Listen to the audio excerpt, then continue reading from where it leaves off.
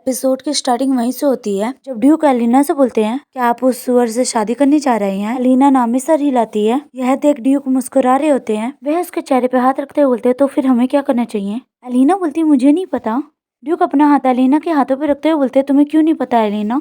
वह उसे अपने करीब करते हुए बोलते तुम्हें मुझसे शादी करनी होगी, क्या आप ऐसा करना चाहेंगी। यह सवाल जिसपे मैं पूरा दिन विचार करती रहती थी जीप पर घूम रहा था। तुम्हें तो सब कुछ पता था, तुमने मुझे क्यों नहीं बताया। लेकिन इस बार भी मुझे जवाब खोजना होगा जिसे बदला ना जा सके, जो हमेशा रहे। जवाब जो माँ महीन ने तय किया था। इस बारे में सोच रहा है कि मैंने महसूस किया कि मानो मेरा पूरा शरीर ना दिखने वाली रस्सी से लिपटा हुआ हो, लेकिन अगर वह रस्सी मुझे बांध रही है, क्या यही एकमात्र रोशनी है मुझे बचा सकती है। यह सोचकर एलिना बोलती मैं करूंगी। ड्यूक एलिना को मुस्कुराते हुए देख रहे होते हैं। एलिना कॉन्फिडेंस के साथ बोलती है आपसे शादी करूंगी योर एक्सलेंसी। वह दोबारा बोलती है मैं आपसे शादी करूंगी योर एक्सलेंसी। एलिना को मुस्कुराते हुए देख रहे होते हैं। एलिना दूसरी तरफ इशारा करते हुए बोलती है लेकिन क्या आप प्रयोगशाला का दरवाजा दोबारा खोल सकते हैं। अगर चीजें ऐसी रही तो मैं सिर्फ एक डचेस बन जाऊंगी जो आपके लिए बोझ होगी। वह उनकी तरफ देखते हुए बोलती है अगर मैं शोध पूरा कर सकूं मैं वादा करती हूँ भविष्य में कोई भी खतरनाक प्रयोग नहीं करूंगी। ड्यूक एलिना को किस कर लेते हैं। वह ड्यूक को रुकने के लिए बोलती है लेकिन ड्यूक उसकी बात को नजरअंदाज कर देते हैं। वह इसकी कमर को पकड़कर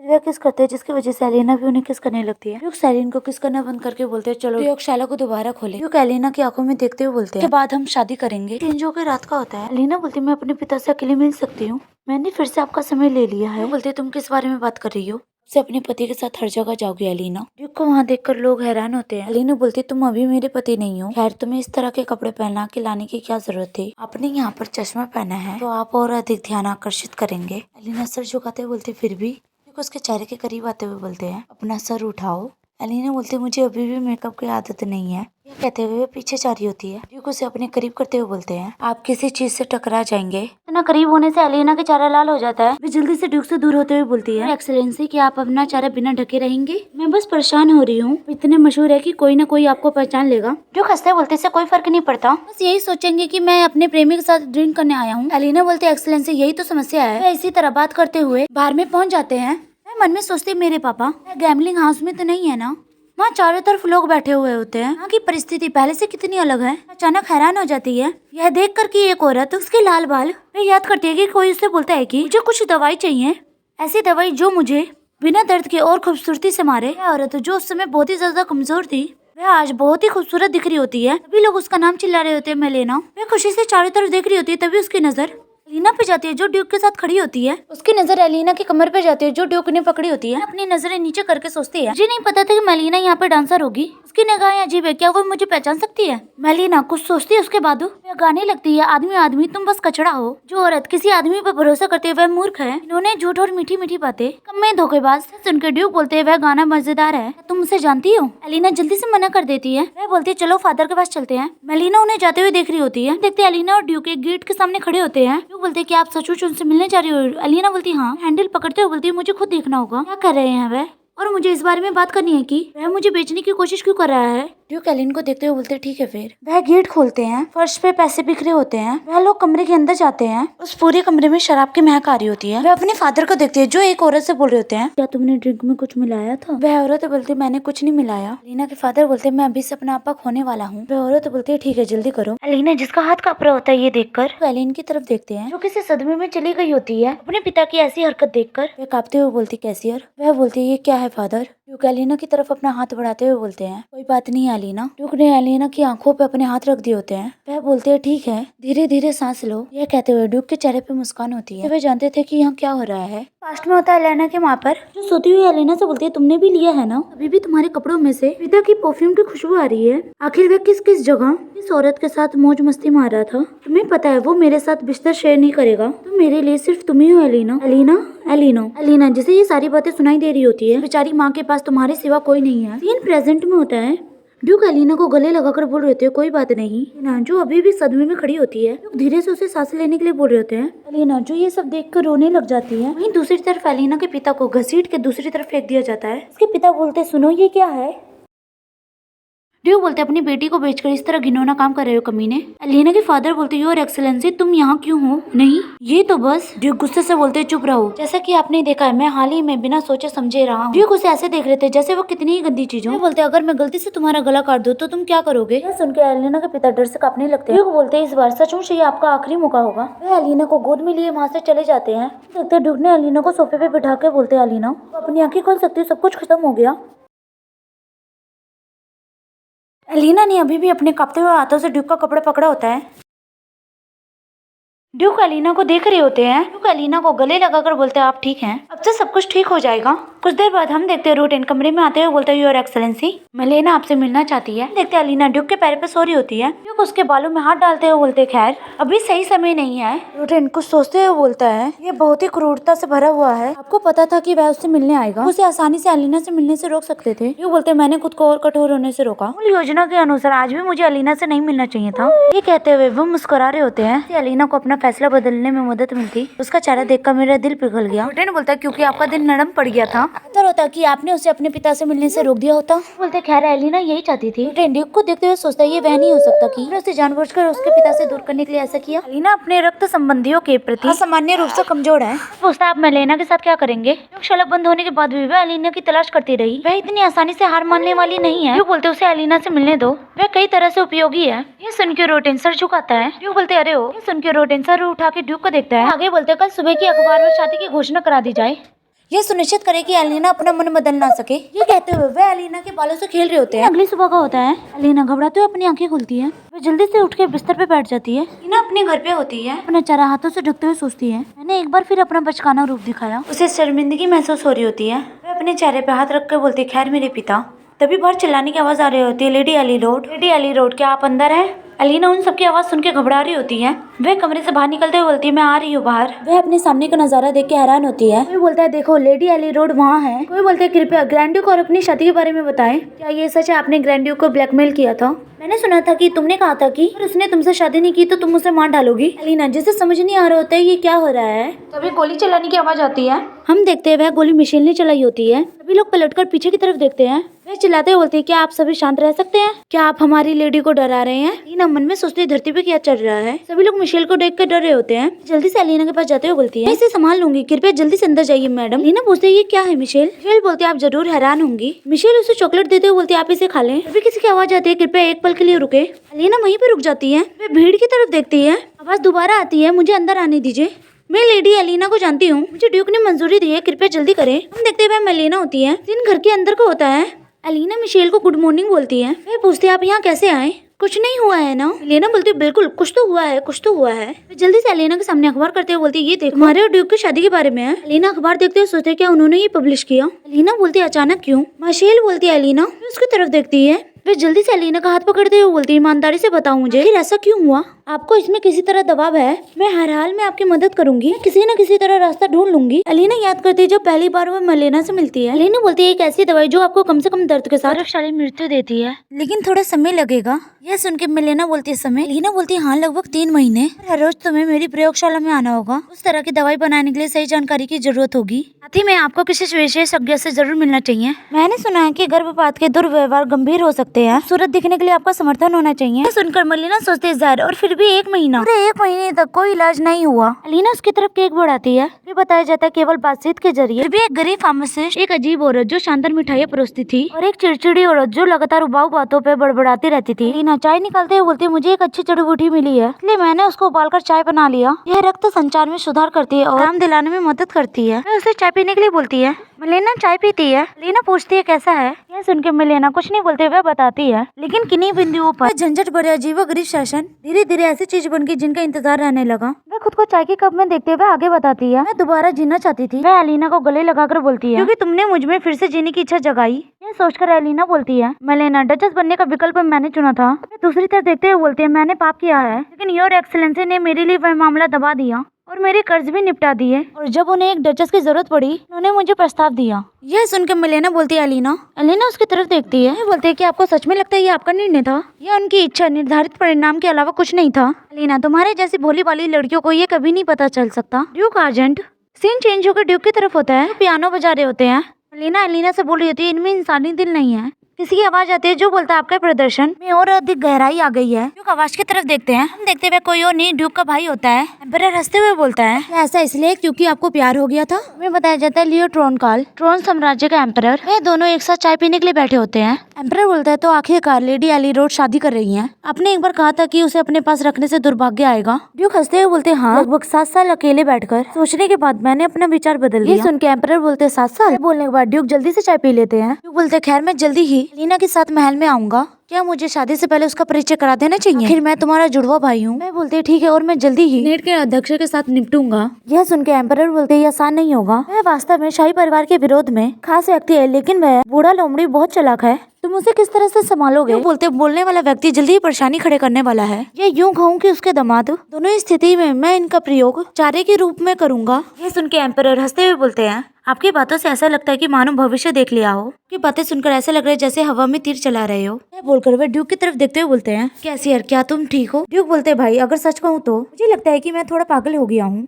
वह घड़ी को देखते हुए बोलते मैं लगातार सोचता रहता हूँ। कहते हुए बहुत ही सीरियस होते हैं। वह बोलते मेरे बच्चे पे पत्थर फेंकने वाले कौन थे और वह कौन थे जिन्होंने शव को टुकड़ों किया और उसे ले गए? इस तरह के विचार कहते हुए अपने हाथों की मुट्ठी बनाकर बोलते हैं इसलिए मैं जल्दी ही शादी करना चाहता हूँ, वरना मुझे लग रहा है कि मैं अपने हाथों से ट्रॉन साम्राज्य के लगभग आधे नागरिकों को मार डालूंगा। यह बोलते हुए वे हंस रहे होते हैं। दूसरी तरफ एलिना, वह मेलिना को बोल रही थी अपना ख्याल रखने के लिए। हम देखते हैं दूर से एलिना उसे बाय कर रही होती है। एलिना उसकी तरफ देखते हुए सोचती है कुछ देर पहले की बातें जो वो ध्यान से एलिना को सुनने के लिए बोल रही होती है। वह बोलती है ड्यूक के पास इंसानों वाला दिल नहीं है। मैंने देखा कि वह अपने दुश्मनों से किस तरह निपटते हैं। और वह कहते हुए वह शांत हो जाती है, इतना गहरा कि रोंगटे खड़े हो जाए बिना किसी गलती ढूंढे, जैसे कोई दानव इंसान का रूप ले लिया हो। एलिना हो सकता है कि वह तुम्हारे सामने अपना असली व्यवहार छुपा ले, लेकिन वह आगे कुछ बोलती इससे पहले ही एलिना बोलती है मैं जानती हूँ, मैं खुद उनसे कई बार मिल चुकी हूँ, लेकिन अगर मैं ग्रैंड डचेस नहीं बनी तो मेरे हालात मुझे देश छोड़ने के लिए मजबूर कर देंगे। मैं उन्हें कभी नहीं देख पाऊंगी। मैं ये बर्दाश्त नहीं कर सकी, इसलिए मैंने शादी करने का रास्ता चुना। मेलिना जो उसकी बातें सुनकर हैरानी से उसे देख रही होती है। हंसते बोलती शर्मनाक बात यह है कि मैं एक्सेलेंसी की बहुत ही इज्जत करती हूँ। एलिना को देखते हुए बोलती क्या ये अभी इस वक्त हो रहा है? एलिना के जाने के बाद एलिना वह न्यूज़पेपर को देखते हुए बोलती है मैंने कभी नहीं सोचा था कि वह इस तरह मुझे खुलेआम दुनिया के सामने प्रकट करेगा,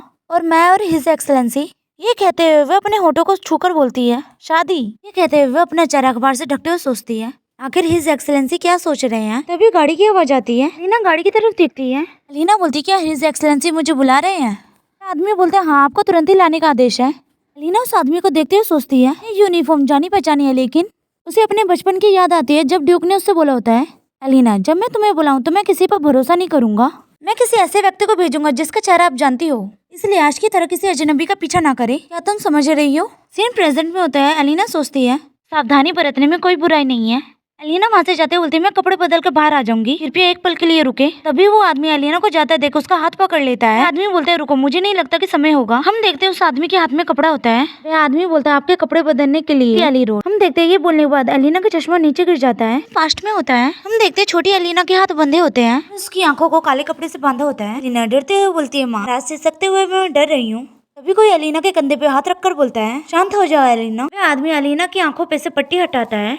वह उस आदमी का चेहरा देखकर बोलती है योर हाइनेस। उन्होंने कहा कि आप युद्ध में गए थे। कहते हुए एलिना कापरी होती है, हिचकिचाते हुए बोलती है आप यहाँ क्यों आए हैं? ड्यूक उसके हाथों की रस्सी खोलते हुए बोलते है तो ये बात है मैं यहाँ क्यों आया? कहते हुए उन्होंने हाथ की रस्सी खोल दी होती है। ड्यूक उसको बालों को ऊपर करते हुए बोलते हैं पहले चलो वापस चले।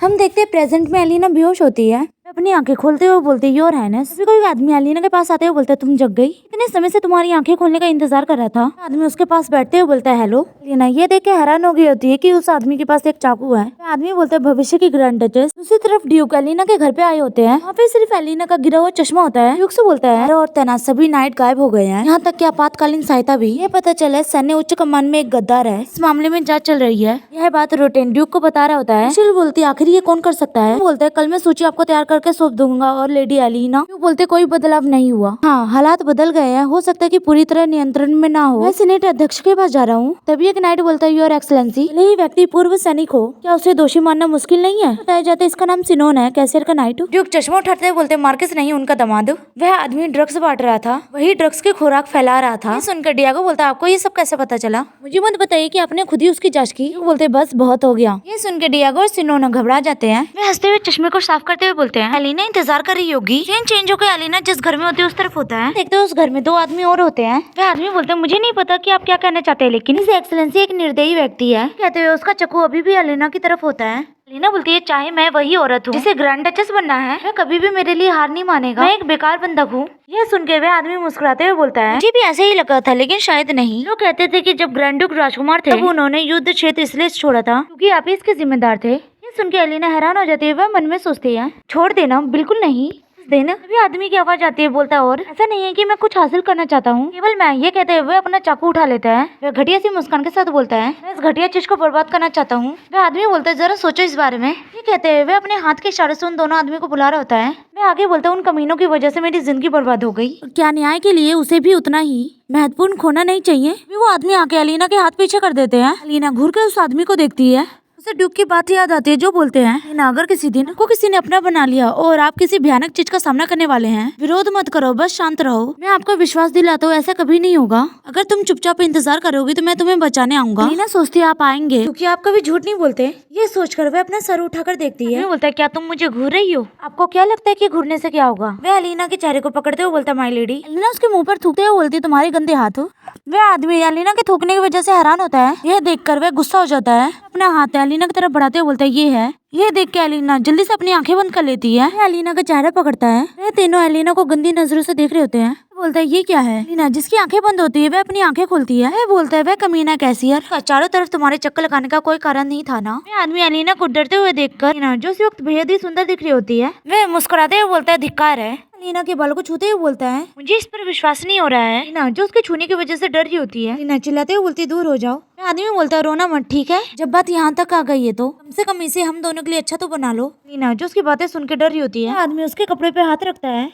एलिना मन में खुद को शांत होने के लिए बोल रही होती है लॉर्ड कैशियर हमेशा अपना वादा पूरा करते हैं, इसलिए लॉर्ड कैशियर आपको बचाने आएंगे। सोचते हुए एलिना की आंखें बंद होती हैं। अपना हाथ एलिना के चेहरे की तरफ बढ़ाता है। उससे बोल रही होती है थोड़ी देर, बस इसे थोड़ी देर बर्दाश्त कर लो लॉर्ड कैशियर। ये कहते हुए उसे रोना आ रहा होता है। तभी उसे ड्यूक की आवाज आती है जो बोलते हैं बढ़िया एलिना। ड्यूक की आवाज सुन के एलिना अपनी आंखें खोलकर देखती है। वह एलिना की तरफ बढ़ते हुए बोलते रो भी नहीं रही हो।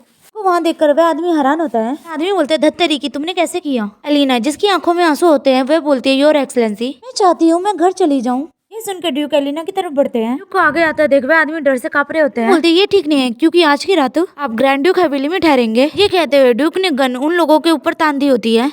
घर के अंदर से चिल्लाने की आवाज आ रही होती है। देखते हुए आदमी जिसने एलिना को छुआ होता है उसके हाथों के आर पार चाकू होता है। वह आदमी दर्द में बोलता है धत्तेरी की। देखते हैं ड्यूक ने एलिना को गोद में उठाकर घर के बाहर जा रहे होते हैं। यागो बोलते हैं सर उन लोगों के साथ क्या करना है? बोलते उन्हें जिंदा छोड़ दो। यागो सर हिलाते हुए बोलते हाँ सर। यह बोलकर ड्यूक घर के बाहर आ जाते हैं। इन ड्यूक हवेली का होता है। बोलते सीनेट का अध्यक्ष से मिलने का लगातार अनुरोध कर रहा है। वह अपनी बेटी की जान की भीख मांग रहा है, भले ही उसके दामाद को गिलेटोन पे चढ़ा दिया जाए। देखते सिनोन होता है जो ड्यूक को बता रहा होता है। ये सुनकर ड्यूक बोलते उसे जाने दो। वे हंसते हुए बोलते तुम्हारी बची हुई एक आंख अगर मैं वो भी ले लूं। सुनकर सिनोन ड्यूक को देख रहा होता है। आगे बोलते हैं अंधे होकर अपनी जगह पे टिके रहना मुश्किल होगा ना। तभी किसी के आने की आवाज आती है।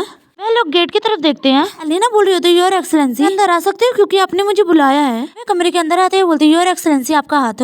सिनोन एलिना को गुड नाइट बोलकर वहाँ से चला जाता है। एलिना ड्यूक का हाथ देखते हुए बोलती है वो थोड़ी देर पहले उस तलवार से चोट लगी थी ना? ये बोलते हुए एलिना परेशान हो रही होती है। ये गहरा चोट है, क्या मुझे एक नजर डालना चाहिए? ड्यूक एलिना का हाथ पकड़ते हुए बोलते एलिना जब तुम मेरा इंतजार कर रही थी मैंने इंतजार किया क्योंकि मैंने तुमसे वादा किया था कि मैं तुम्हारी रक्षा करूंगा। तुम जरूर डर गई होगी। तुम हमेशा से शर्मीले रहे हो इसलिए मुझे यकीन है कि तुम बहुत बुरी तरह भी रोए होगे। एलिना की कमर को पकड़ते हुए उससे माफी मांगते हैं। एलिना घबराते हुए बोलती है आपका क्या मतलब? आपने मुझे हमेशा बचाया योर एक्सलेंसी। आज भी आप दोबारा मेरे लिए आए। मैंने हमेशा अपना वादा निभाया है। ड्यूक एलिना से अलग होते हुए बोलते हैं एक चीज है जो मैं आपके पास नहीं रख सका। ये बोलते हुए ड्यूक एलिना के चेहरे को देख रहे होते हैं। एलिना ड्यूक के चेहरे को देखकर सोचती है ये भाव बिल्कुल पहले की तरह। उसे देखते हुए खड़े होकर बोलते हैं एलिना पकड़ते हुए बोलते अब सोने का समय हो गया। बोलते हुए वे मुस्कुरा रहे होते हैं। हम देखते रात के 2:30 बज गए होते हैं। एलिना अभी भी जगी होती है। वह मासूमियत से बोलती है योर एक्सलेंसी कि आपके हाथ में दर्द नहीं हो रहा? उसे गले लगाकर बोलते ऐसा नहीं है, आज तुम बहुत ही परेशान हुई हो, सो जाओ। तक तुम सो नहीं जाती मैं तुम्हारे पास रहूंगा। यह सुन के एलिना का चेहरा लाल हो जाता है। एलिना को अभी भी सोने में दिक्कत हो रही होती है। एलिना बोलती है अगर सच कहूँ तो आज मैं डर गई थी। ड्यूक बोलते आपने पहले कहा था ये आपको पसंद नहीं है। एलिना बोलती है अरे नहीं क्योंकि वह था एक किस। बोलने के बाद उसे समझ आता है उसने क्या बोल दिया। इसकी वजह से उसका चेहरा लाल हो जाता है। सुनकर ड्यूक हंसने लगते हैं। एलिना सोचती है मुझे अभी घबराहट हो रही है। ड्यूक एलिना को बिस्तर पे वापस लेटा देते हैं। वह मुझे छूता है इससे मुझे बिल्कुल भी गलत महसूस नहीं होता है। कुछ भी मुझे थोड़ा और चाहिए। सोचने के बाद वह ड्यूक को किस कर लेती है। घबराते हुए बोलती है योर एक्सलेंसी। ड्यूक बोलते तुम मुझे इस तरह तो नहीं देख रही ना क्योंकि तुम्हें किस चाहिए ना? यह सुन के एलिना का चेहरा लाल हो जाता है। खुद से बोलती है, कोई बुराई और अच्छाई के बीच की खिंची देखा, वह बुराई के पहले स्थान पर होगा। तब भी वही एकमात्र व्यक्ति जो मुझे हर बुराई से बचाता है। मेरे संकट इसलिए कुछ इस तरह सोचने के बाद एलिना ड्यूक से बोलती है, लगता है कि अब सब ठीक है। सुनने के बाद ड्यूक को अपनी कानों पे विश्वास नहीं हो रहा होता है। तो एलिना से पूछती है क्या है। एलिना ड्यूक को देखते हुए बोलती है किस। एलिना को देखते हुए बोलती है इसका पछतावा मत करो। यह बोलने के बाद वह किस करने लगते हैं। किस करते हुए ड्यूक एलिना के ऊपर आ जाते हैं। एलिना का कान छूते हैं जिसकी वजह से उसका चेहरा लाल हो जाता है। आंखें खोलकर ड्यूक को देखते हुए सोचती है पहले वाली किससे अलग है। ड्यूक एलिना के गर्दन पे लिक करते हैं। एलिना को कुछ अजीब महसूस होता है जिसकी वजह से उसकी आंखें बड़ी हो जाती हैं। वह नीचे की तरफ देखते हुए सोचती है मुझे मत बताना कि भगवान ये कितना बड़ा है। ड्यूक एलिना का चेहरा देखकर हंस पड़ते हैं। उसके बाद वह ब्लैंकेट हटा देते हैं। एलिना ड्यूक को रुकने के लिए बोल रही होती है। ड्यूक बोलते हैं एलिना मेरा नाम लो। एलिना बोलती है योर एक्सीलेंसी। ड्यूक बोलते हैं यह मेरा नाम था।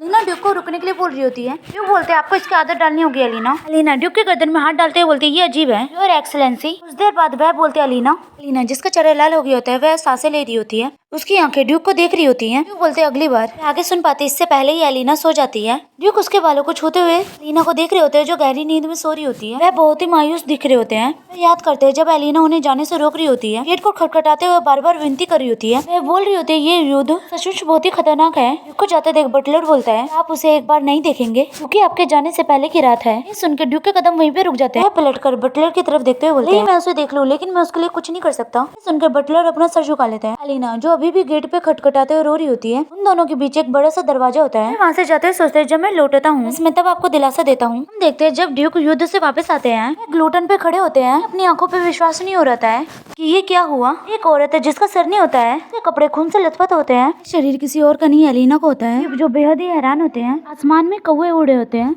ड्यूक अपनी पिछली जिंदगी की याद कर रहे होते हैं। अपने हाथों की मुट्ठी बनाते हुए बोलते सही यह वह दुनिया है जहाँ आप मौजूद हैं और मुझे दी गई पहली और आखिरी दुनिया। ये बोलने के बाद वह एलिना के सर पे किस करते हैं। अच्छे सपने देखना एलिना भले ही मैं इस बुरे सपने से कभी नहीं जग सकता। कुछ दिनों बाद ग्लूटन पे सर काट दिया जाता है। इन्होंने एलिना को किडनैप किया होता है। वह आदमी अपने साथी का सर कटेदा देख डर रहा होता है और आखिरी में उसका भी सर काट दिया जाता है। वह देख सभी लोग खुश हो रहे होते हैं। डिएगो बोलते हैं एक फांसी ऐसे त्योहार के रूप में कैसे बदल गई। चल बोलती है ये सब उस रापित अंधविश्वास के कारण है। कहते हैं कि अगर आप एक अपराधी के शरीर का हिस्सा लेते हैं आपको सौभाग्य मिलेगा। रईसों और यंग लेडी की लाशें जाहिर तौर पर सबसे लोकप्रिय है। ये बोलते हैं ये कितना परेशान करने वाला विषय है। दुनिया में समझदार बने रहने के लिए मुझे लगता है कि जल्दी शादी करना सबसे अच्छा है। रोटेन उनकी बातें सुनता है। हम देखते हैं कोई बोलते हैं रोटेन मुझे माफ करना अचानक बुलाने के लिए। कैसियर बहुत ही अलग व्यवहार कर रहा है। कहते हैं वह टाउन साम्राज्य के को खत्म कर सकते हैं। सुनकर रोटेन कुछ नहीं बोलता है। उसके भाई के रूप में मैं उसकी मदद नहीं कर सकता लेकिन मैं चिंता कर सकता हूँ। कभी भी इस तरह का व्यवहार नहीं किया है बगैर किसी कारण। जरूर कुछ हुआ है। ये सुनकर रोटेन एम्परर की तरफ देखता है। एम्परर बोलते कुछ ऐसा जो आपको चुप कराने की जरूरत है। कैसियर को पता लगे चेंज होकर एलिन का घर का होता है। सभी लोग एलिना को उसके घर पे बुलाने के लिए धन्यवाद बोल रहे होते हैं। डिएगो बोल रहा होता है ये वही खरगोश और गुड़िया जिसके बारे में मैंने आपको बताया था। रोटेन बोलता है आपको हमेशा से गुड़िया के अलावा किताबें पसंद है ना। इन्होंने बोलता है आपको फाउंटेन पेन की जरूरत पड़ सकती है इसलिए मैंने फाउंटेन पेन लाया है। मिशेल बोलती है फिर भी स्नैक्स का कोई मुकाबला नहीं है ना। डिएगो और रोटेन आपस में लड़ाई कर रहे होते हैं। एलिना उन्हें लड़ता देख परेशान हो रही होती है। तभी उन्हें एलिना की आवाज आती है। चारों एलिना की तरफ देखते हैं। एलिना गिफ्ट पकड़े हुए बोलती है हम पहले खाना खा लें। मिशेल बोलती है आपने ये खुद बनाया है। लेडी एलिना ये भगवान हमारी लेडी कब इतनी बड़ी हो गई। तुमने ये खुद सारा खाना बनाया है। ये सुन के एलिना बोलती है आजकल मेरी वजह से सभी लोग परेशान हैं इसलिए मैं आप सभी को कम से कम एक बार खुश करना चाहती थी। डिएगो खाना खाते हुए बोलता है ऐसा मत कहो। आप ऐसे जता रहे हैं जैसे हम बहुत कष्ट झेल रहे हैं। वैसे मान लीजिए कि बैरन फिर से बाहर चला जाएगा। ये सुनते ही वहाँ का माहौल कुछ अजीब हो जाता है। डिएगो अभी भी बोल रहा था लगता है कि उसे अकल नहीं आई है। किसी को कुछ ना बोलता देखता वो उसे समझ आता है उसने क्या बोल दिया। वह जल्दी से एलिना से माफी मांगता है। एलिना बोलती है ये ठीक है मुझे समझ आता है कि सब लोग मेरे पिता को क्यों ना पसंद करते हैं। मुझे पता है कि ये कितना निराशाजनक लगता होगा कि मैं अभी भी उससे रिश्ता तोड़ने के लिए खुद को तैयार नहीं कर पा रही हूँ। सिनोन सोचते हुए बोलता है सबसे जरूरी बात यह है कि आप क्या महसूस कर रही हैं। कुछ समय पहले आपके साथ बहुत ही भयानक घटना घटित हुई थी इसलिए मैं परेशान था कि कहीं हमारी वजह से आप खुद पर ज्यादा दबाव न डाल रही हो। यह सुनने के बाद एलिना का चेहरा लाल हो जाता है। उसे ड्यूक के साथ बिताई गई रात की बात याद आ रही होती है। एलिना बोलती है आप हिज एक्सीलेंसी के बारे में बात कर रहे हैं। सभी लोगों को समझ नहीं आ रहा होता है एलिना के साथ क्या हुआ। रोटेन बोलता है हिज इंपीरियल मैजेस्टी। का ध्यान रोटेन की बातों पे जाता है। कामना करते हैं आपसे गुप्त रूप से मिलना चाहते लेडी एलिना। यह सुन के एलिना हैरान हो जाती है। सीन चेंज होकर एम्परर महल का होता है। रोटेन एलिना से पूछा होता है क्या वह नर्वस है। अलीना बोलती है खैर एम्परर को देखे काफी समय हो गया है क्योंकि मेरी सगाई हिज एक्सलेंसी से हो चुकी है। मुझे लगता था कि मैं उनसे कभी न कभी मिलने जाऊंगी, लेकिन पता नहीं क्यों अभी मिलना थोड़ा ज्यादा लग रहा है। उनके रूटीन बोलते हैं आपने अक्सर हिज एक्सलेंसी और मैजेस्टी के साथ समय बताया है, इसलिए यह ज्यादा अजीब महसूस नहीं होना चाहिए। बात करते हुए वे दोनों एम्परर के कमरे तक पहुंच जाते हैं। अलीना अपने सामने बड़े से दरवाजे को देख रही होती है। रूटीन उसे अंदर जाने के लिए बोलता है। अलीना कमरे के अंदर चली जाती है। एम्परर बोलते हैं आप यहाँ हैं लेडी एली रोड। अलीना अपना सर उठाकर देखती है। उसके सामने एम्परर होते हैं जो बोल रहे होते हैं काफी समय हो गया है ना। अलीना एम्परर को ग्रीट करती है। एम्परर अलीना के पास आते हैं बोलते हैं आपने दरबारी शिष्टाचार भी सीख लिया है, आप काफी बड़े हो गए हो, आने के लिए धन्यवाद। मुझे आपसे कुछ बात पूछनी थी, मुझे बताओ। ये सुन के अलीना परेशान हो रही होती है।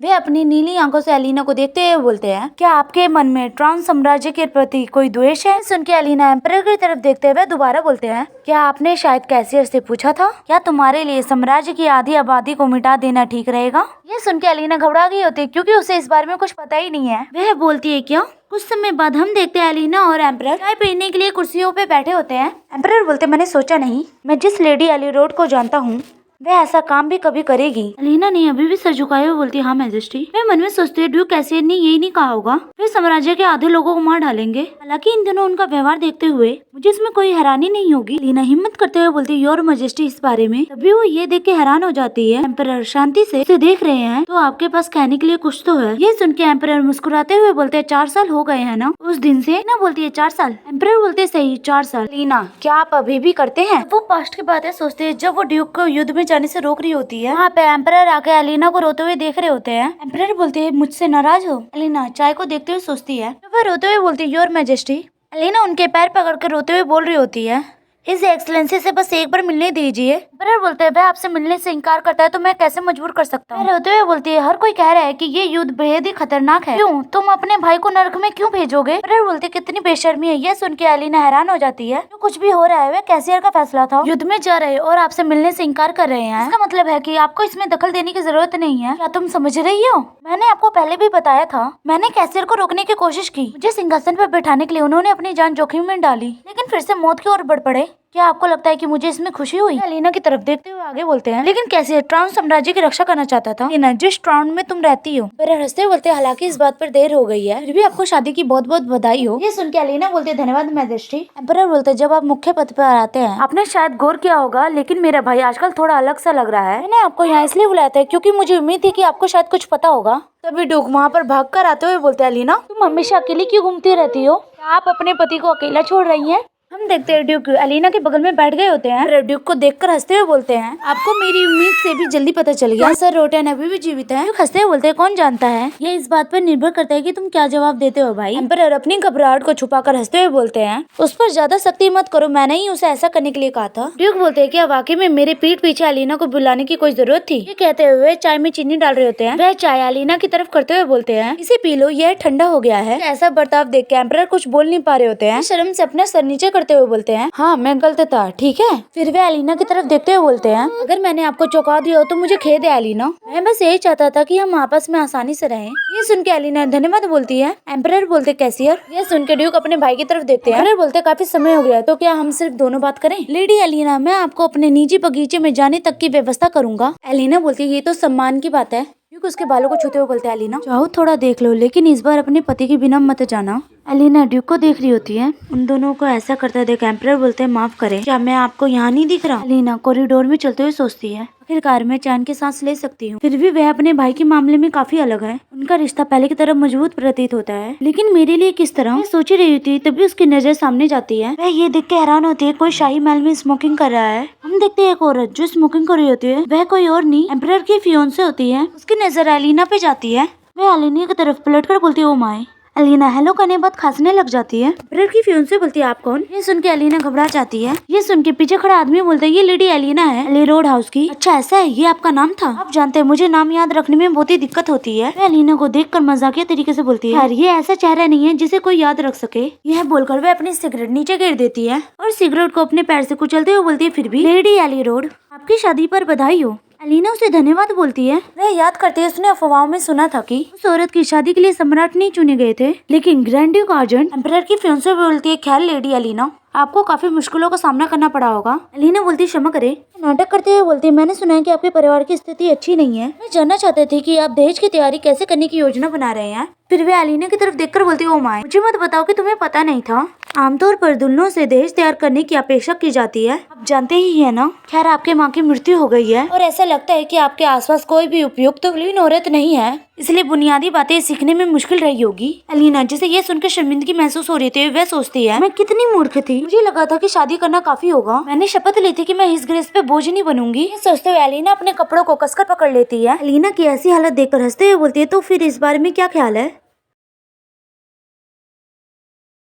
मुझे एक नई नौकरानी की तलाश है। ये सुन के एलिना उसकी तरफ देखती है। वह आगे बोलती है, अगर आपकी स्थिति इतनी खराब है, कम से कम तब तक जब तक आपका दहेज न तैयार हो जाए। ड्यूक ने ये सारी बातें सुन ली होती है। वह बोलते हैं, मैंने तुम्हें कहा था कि जाओ और बगीचे में घूम कर देखो। ड्यूक की आवाज सुनकर सभी लोग उनकी तरफ देखते हैं। ड्यूक उनकी तरफ बढ़ते बोलते हैं, एलिना, तुम यहाँ क्या कर रही हो? काफी समय हो गया लेडी पैराविलीन। अपना नाम सुन के उसका चेहरा लाल हो जाता है। ड्यूक की तरफ बढ़ते हुए बोलती है, तुम अच्छे रहो, मुझे पिछली दावत में आपका अभिवादन करना चाहिए था। लीना उसे देखकर सोचती है, लेडी पैराविलीन। ऐसे लगता है उसके मन में लॉर्ड कैसियल के लिए भावना है। उसने कहा था कि वह लॉर्ड कैसियल से शादी करना चाहती थी। यह स्वाभाविक ही है कि वह मुझसे नाराज है। एम्परर की फियांसे दोबारा नाटक करते हुए बोलती, मुझे माफ करना, अभी भी ठंड है और मेरे कपड़े भी काफी पतले हैं, इसलिए वह उम्मीद भरी नजरों से ड्यूक की तरफ देखती है। शर्माते हुए बोलती है, आप कितने विचारशील हैं। बोलते है, उसकी नजर ड्यूक की तरफ जाती है, जो एलिना को अपना कोट पहना देते हैं। एलिना का चेहरा लाल हो जाता है। वह बोलती है, लॉर्ड कैसियर। ड्यूक बोलते, इसे पहन लो, ठंड है। एलिना बोलते, वैसे मौसम इतना ठंडा नहीं है, मैं सचमुच ठीक हूँ। अपने आप को नजरअंदाज होता देख उसका चेहरा काला पड़ गया होता है। कुछ देर बाद वह दोनों गार्डन में टहल रहे होते हैं। ड्यूक बोलते, आप शादी से पहले लैब खोलने की अनुमति मांग रही हैं।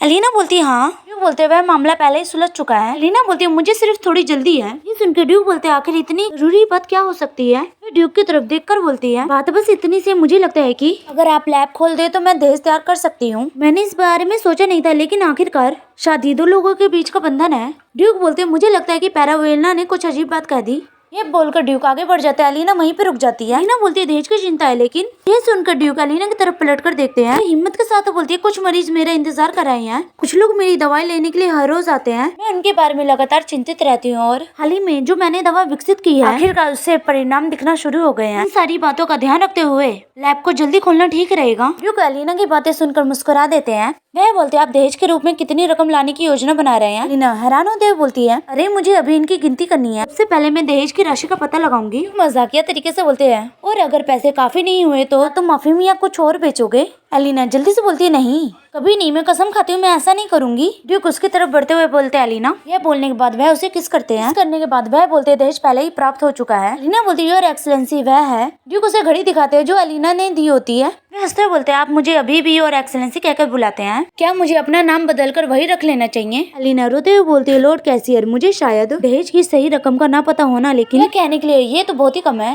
यह सुनकर ड्यूक शांत होते हुए बोलते हैं, काफी समय पहले मेरे पास भी बिल्कुल वैसी घड़ी थी। वह एक मरी हुई व्यक्ति की आखिरी निशानी थी। वह टूटा हुआ था, टिक टिक भी नहीं करता था, लेकिन मैंने इसे संभाल कर रखा था। वापस करने के लिए मुझे इसका इस्तेमाल करना पड़ा, इसलिए मैंने इसे खुद नष्ट किया। एलिना, लेकिन फिर तुमने मुझे बिल्कुल वैसी ही घड़ी दी तोहफे में, ये क्या सोने से ज्यादा कीमती नहीं है? एलिना, जो ड्यूक की सारी बातें सुन रही होती है, और वह घड़ी को कसकर पकड़ते हुए बोलते हैं, इसलिए दहेज की अब कोई जरूरत नहीं है, मुझे आपसे पहले ही बहुत कुछ मिल चुका है। सीन पैरावेलनी के घर का होता है। उसके कपड़े और सैंडल फर्श पे पड़े हुए होते हैं। उसके आसपास 3 लड़के होते हैं, और वह नाइटी पहन के स्मोकिंग कर रही होती है। याद करती है, ड्यूक एलिना से बोल रहे होते हैं, क्या आपने बगीचे का एक चक्कर लगाया है? एलिना बोलती है, ये अभी तक तैयार नहीं है। ड्यूक बोलते हैं, अभी तक नहीं। यह बोलकर वह पैरावेलनी की तरफ देखते हुए बोलते हैं, कृपया लेडी पैरावेलनी को बाहर तक ले चले, ऐसा लगता है कि वह अपना रास्ता भटक गई है। यह याद करके वह बोलती है, कितनी अद्भुत दया है, इतनी छोटी सी बात पर गुस्सा करने के लिए मुझे पछतावा करना होगा। यह बोलते हुए वे एक आदमी को इशारा करके अपनी तरफ बुलाती है।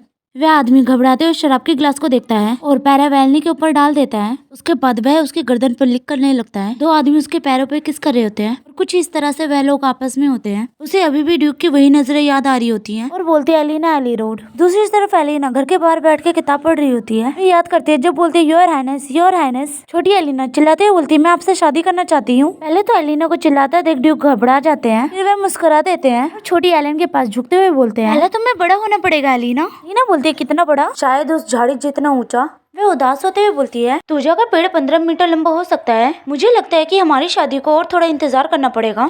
ये सुनकर ड्यूक एलिना के सर पे प्यार से हाथ रखते हैं। ये देख छोटी एलिना मुस्कुरा देती है। वह बोलती है तब तक मैं इंतजार करूंगी जब तक मैं उस पेड़ जितनी लंबी ना हो जाऊं जिसका उसने जिक्र किया था। क्या मैं अब भी उसके बसंत ऋतु की दुल्हन बन पाऊंगी? क्योंकि हिज हाइनेस ने मुझसे शादी करने का वादा किया है तो ये आधी सफलता है। शादी की अंगूठी कुछ इस तरह दिखनी चाहिए। उस समय हिज एक्सीलेंसी बहुत ही प्यारे थे। भी वे पहले की तरह दयालु थे। यह बोलने के बाद उसे एम्परर की बात याद आती है। उन्होंने ड्यूक के बारे में पूछा था। ड्यूक का बदला हुआ व्यवहार और उनका बर्ताव बेहद ही अलग थे। वह पक्का बदल गए हैं, पहले की तरह नहीं है। जरूर कुछ हुआ है। वह सोचती है काश हिज एक्सीलेंसी मुझ पर थोड़ा बहुत सहारा ले सकते, लेकिन ऐसा होने के लिए मुझे एक ऐसे व्यक्ति बनना होगा जिस पर वह भरोसा कर सके। फिलहाल आज से ही कार्यक्रम का शुरुआत करते हैं। एलिना सोच रही होती है तभी कुछ चिल्लाते हुए बोलता है माय लेडी एलिना। एलिना की नजर सामने जाते है जहाँ पर डियागो खड़ा होता है। वह बोलता है आखिरकार आज वो दिन आ गया, तो क्या हम चलें? यह सुन के एलिना घबरा जाती है क्योंकि आज से ही एलिना की शादी की तैयारी शुरू हो रही थी। कुछ देर बाद वह दोनों कपड़े की दुकान पे पहुंच जाते हैं। एलिना को आर्जेंट के डचेस बोलकर स्वागत कर रहे होते हैं। उनमें से एक लड़की बोलती है आज आपके लिए सबसे अच्छी शादी की ड्रेस है माय लेडी।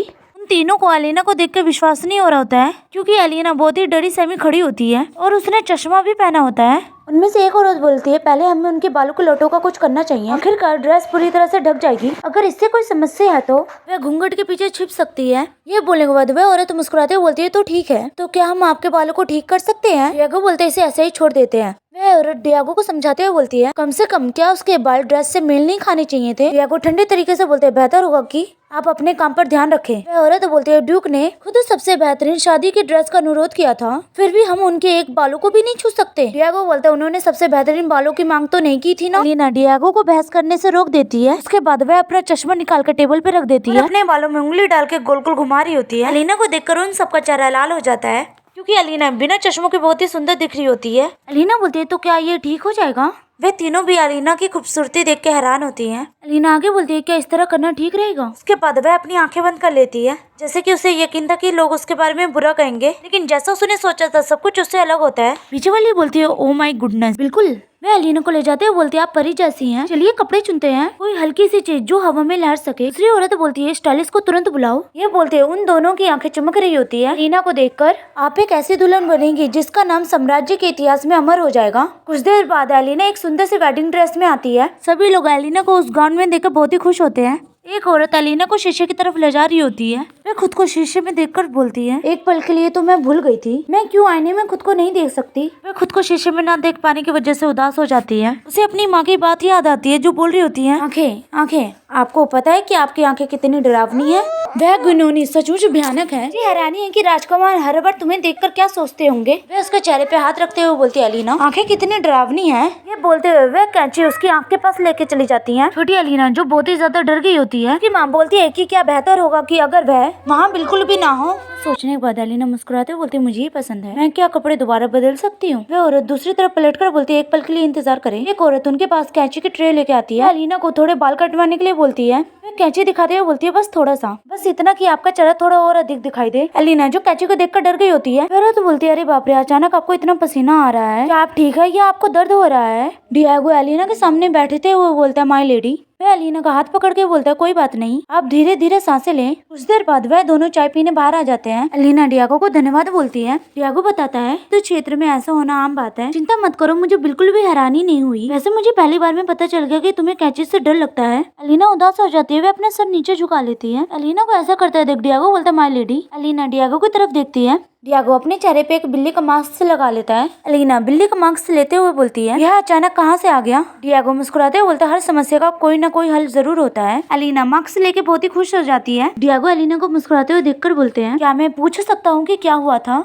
एलिना अपने हाथों को दबाते हुए बोलती है यह सिर्फ कैंची लगभग मेरी आंखों में घुस गई थी। यह सुनकर डियागो हैरान हो जाता है। एलिना जल्दी से घबराते हुए बोलती है जब मैं छोटी थी और अकेले खेलती थी सर डियागो किसी से नहीं डरते हैं ना, आखिरकार आप एक मजबूत सैनिक है। डियागो बोलते ऊपर की तरफ देखते हुए बोलते हैं सैनिक भी एक इंसान होता है, वह क्यों नहीं डरेंगे, बेशक कुछ बातें तो होंगी। एलिना बोलती है वास्तव में? डियागो बोलते बिल्कुल, मुझे हारने का डर था। एलिना बोलती है हारने का? डियागो बोलते हाँ, हम सभी ने युद्ध की तैयारी के लिए कड़ी मेहनत की थी, रणनीतियाँ बनाई, हम चाहे कितना भी कोशिश कर लें कभी कभी बात नहीं बनती। हर बार यही सोचता था कि हार जाएंगे, साथी मर रहे हैं। ऐसे समय में हारने का एहसास बहुत ही भयानक होता था। ये मेरे लिए बहुत ही कठिन अनुभव था। इसलिए कुछ पलों में मुझे लगा कि मैं इसे सहन नहीं कर सकता। मैं अपने हाथों को देखते हुए बोलता है पियर्सिंग टैटू। जल्दी से अपने हाथों को पीछे करते हुए बोलता है, मुझे लगता था कि ये आत्महानि का एक रूप था। एलिना को डियागो की बात सुनकर रोना आ रहा होता है। उसे रोता देख डियागो हैरान होता है। जल्दी से बोलता है ये सचमुच ठीक है, अतीत की बात है, ये मैं बिना झिझक के कह सकता हूँ। उनका ध्यान उन दोनों की तरफ होता है। एलिना बोलती है आप कैसे ठीक हुए? डियागो बोलता है मैंने स्वीकार कर लिया मैं अकेला नहीं हूँ। जब हालात मुश्किल होते हैं तो मैं रोटन सेनन या मिशेल के पास भाग जाता था। हम जीतेंगे इस बारे में शिकायत करते रहे और हम मिलकर सफलता का रास्ता खोजेंगे।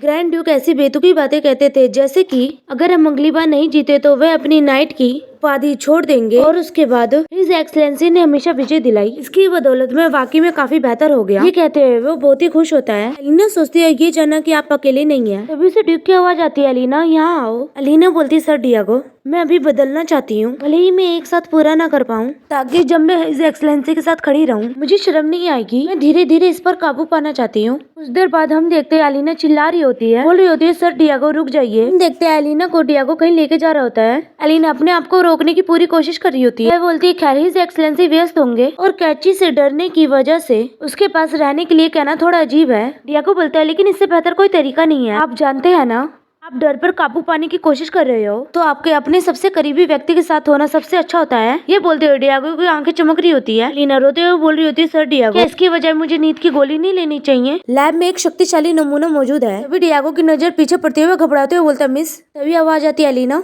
एलिना जल्दी से पीछे पलट कर देखती है। ड्यूक उनके पीछे खड़े होते हैं। वह बोलती है नींद की गोली। कुछ देर बाद एलिना ड्यूक के कमरे में होती है। वह ड्यूक से माफी मांग रही होती है। वह बोलती है इतनी मामूली से बात का बवाल खड़ा कर दिया। ड्यूक बोलती है इस तरह की बातों की चिंता मत करो, क्या मैं आपका हाथ पकड़ लूं? ये सुन के एलिना हैरान होते हुए बोलती है नहीं, बस आपका आसपास होना ही मेरे लिए काफी है। ये बोलते हुए जल्दी से अपने मुंह को ढक लेती है। वह आगे बोलती है लेकिन अगर आप इसे पकड़ के रखे तो शायद और भी बेहतर होगा। ये सुनकर ड्यूक मुस्कुरा देते हैं। वह एलिना के हाथों को पकड़ लेते हैं। एलिना ड्यूक को देख रही होती है। दोनों ही बहुत ही अच्छे दिख रहे होते हैं। एलिना ड्यूक को देख ही रही होती है तभी ट्रे लाने की आवाज आती है। एलिना और ड्यूक दोनों ही ट्रे की तरफ देखते हैं। एलिना बोलती है सर सोनियो। ट्रे में एक कैची रखी होती है। बटलर कैची उठाते हुए बोलते हैं इस बूढ़े आदमी के हाथ अभी भी अच्छे हैं, अगर मैं आपके लिए इसे ठीक कर दूं तो आपको थोड़ा सुकून मिलेगा। कैची को देखकर एलिना घबरा रही होती है। ड्यूक बोलते हैं एलिना।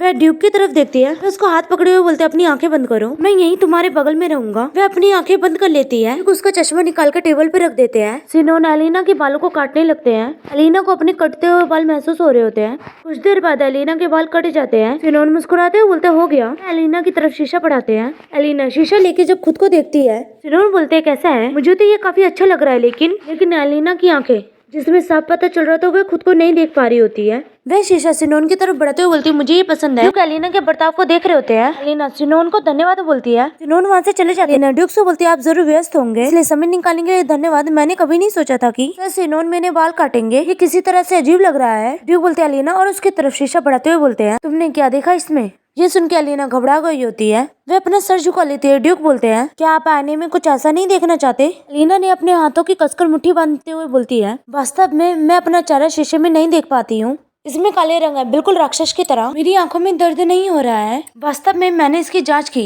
यह जानने के लिए ऐसा क्यों होता है। अभी तक जो भी मैंने पता किया है उसके आधार पर ये मुमकिन है मन या भावनाओं से संबंधित। ये सुनकर ड्यूक एलिना के चेहरे पे हाथ रखते हैं। एलिना अपना सर नीचे झुका लेती है। वह ड्यूक से पूछती है क्या आपको मेरे बालों का लुक पसंद नहीं है और बिना चश्मे की आंखें थोड़ी डरावनी लगती है ना? ड्यूक बोलते हैं एलिना। यह बोलते हुए एलिना की तरफ झुककर उसके चेहरे को देखते हुए बोलते हैं क्या मैंने तुम्हें कभी डरावना कहा है? एलिना ड्यूक की तरफ देखती अपना सिर नीचे करके बोलती नहीं। ड्यूक काफी गौर से एलिना को देख रहे होते हैं जैसे वह उसके मन को पढ़ रहे हो। एलिना बोलती है एली रोड परिवार की पत्नी। ड्यूक उसके होठों को दबाते हुए बोलते हैं एलिना आपकी माँ ही पूरी दुनिया नहीं है। एलिना ड्यूक की बातों को सुन रही होती है। ड्यूक को ये जानकर तो बहुत ही ज्यादा गुस्सा आ रहा होता है। वह बोलते हैं पहले मुझे इस समस्या को सुलझाना चाहिए था। एलिना हैरान होते हुए बोलती क्या? ड्यूक एलिना के सर पे हाथ कराते हुए बोलते कुछ भी नहीं, भूल जाओ, घर जाने का समय हो गया। एलिना सर उठा के सामने देखती है। ड्यूक जो उसे देख कर मुस्कुरा रहे होते हैं। वह बोलते हैं आप आज पूरी रात यहीं रुक सकते हैं। ये शायद पहली बार था एलिना ने जब ड्यूक को इस तरह मुस्कुराते हुए देखा। सुनकर उसका चेहरा लाल हो जाता है। ड्यूक बोल रहे होते हैं मैंने तुम्हें कहा था यहीं सो जाओ। एलिना बोलती है नहीं। एलिना बोलती है लेकिन तुम मुझ पर इतना समय पहले ही बिता चुके हो, अब मेरा यहाँ से चले जाना ही ठीक होगा। ड्यूक की तरफ देखते हुए बोलते हैं लेकिन लॉर्ड कैसियर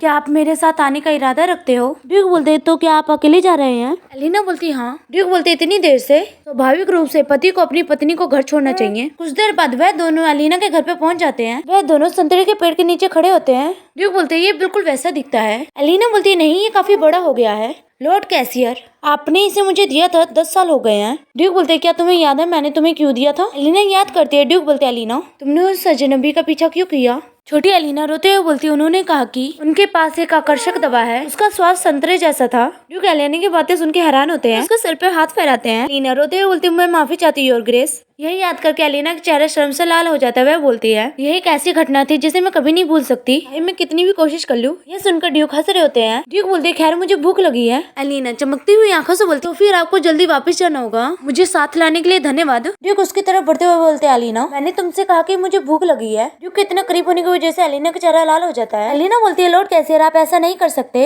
एलिना ने अपनी स्कल को कसकर पकड़ा होता है क्योंकि ड्यूक उसके किचन में खाना बना रहे होते हैं। एलिना बोल रही होती है मुझे करने दीजिए। एलिना को विश्वास नहीं हो रहा होता है कि लॉर्ड कैसियर चाकू चला रहे हैं। उसकी आंखें हैरानी से बड़ी हो जाती है क्योंकि ड्यूक ने सारी चीजों को बहुत ही अच्छे से काटा होता है। एलिना चमकती हुई आंखों से बोलती है कोना बिल्कुल सटीक है। अगर सिंपल सी भाषा में एलिना के बारे में बताऊं तो उसकी शोध की सामग्री का बंटवारा ड्यूक कर देते हैं, बहुत ही अच्छा होता है, कुछ बहुत ही बढ़िया तरीके से हुआ होता है। मुस्कुराते हुए कटिंग कर रहे होते हैं। एलिना ड्यूक को देखकर सोचती है एक समय था जब मैं इस तरह के दैनिक जीवन का सपना देखती थी, एक बहुत ही आसान और एक शांतिपूर्ण जिंदगी। वह सोचती है हालांकि जबकि मैंने डचेस बनने का फैसला लिया है, यह एक ऐसा सपना है जो कभी सच नहीं हो सकता। लॉर्ड कैसियर के योग्य पद इस तरह का स्थान नहीं है। ड्यूक एलिना को किसी सोच में गुम देखते हैं। वे उसकी तरफ सैंडविच बढ़ाते हुए बोलते हैं एलिना। उसका ध्यान सैंडविच पर जाता है। ड्यूक उसे सैंडविच खाने के लिए बोल रहे होते हैं। एलिना ड्यूक को धन्यवाद बोलती है। उसके बाद वे सैंडविच खाती है। ड्यूक को अपना चेहरा देखता देख एलिना बोलती है क्या मेरे चेहरे पे कुछ लगा है? ड्यूक बोलते हैं नहीं। ड्यूक मुस्कुराते हुए बोलते हैं मैं बस तुम्हारी आंखों को थोड़ी देर तक देखना चाहता था। ये सुन के एलिना सैंडविच खाना रोक देती है। आगे बोलते अगर मुझे पता होता कि यही कारण था मुझे इन्हें पहले ही उतार देना चाहिए था। एलिना को पहले समझ नहीं आता ड्यूक किस बारे में बात करते हैं। जब एलिना को समझ आता है तो उसकी आंखें चक्कर खाने लगती है। एलिना बोलती है क्या उतारेंगे? ड्यूक हंसते बोलते आप किस बारे में कल्पना करें, मैं तो चश्मे के बारे में बोल रहा था। एलिना बोलती है लॉर्ड कैसियर अगर आप यही चाहते हैं तो मैं आपसे इसी तरह घूमूंगी। मुझे लगता है इस तरह का कदम थोड़ा कम उदास दिखाता है। ड्यूक की तरफ सैंडविच बढ़ाते बोलती है खैर आपको खाना चाहिए लॉर्ड कैसियर, ये सचमुच बहुत ही स्वादिष्ट है। ड्यूक की नजर सैंडविच में न होकर एलिना के हाथों पे जाती है। ड्यूक को अपना हाथ पकड़ा देख एलिना हैरान होती है। ड्यूक एलिना की उंगलियों को अपने मुंह में डाल लेते हैं और उसे शक करने लगते हैं। एलिना जैसा समझ नहीं आता ये क्या हुआ। ड्यूक मुस्कुराते हुए बोलते हैं तुम ठीक हो, ये स्वादिष्ट है। एलिना की तो बोलती ही बंद हो जाती है। वह सोचती है मेरे पास वह एक पोवर्ट बन रहे हैं। मैं यहीं पे स्टोरी खत्म करती हूँ। जितने भी चैप्टर्स थे मैंने सारे एक्सप्लेन कर दिए हैं और एक और चैनल है जिसपे मैंने एक्सप्लेन कर रखा है, उससे भी देख सकते, लिंक डिस्क्रिप्शन में डाल दूंगी।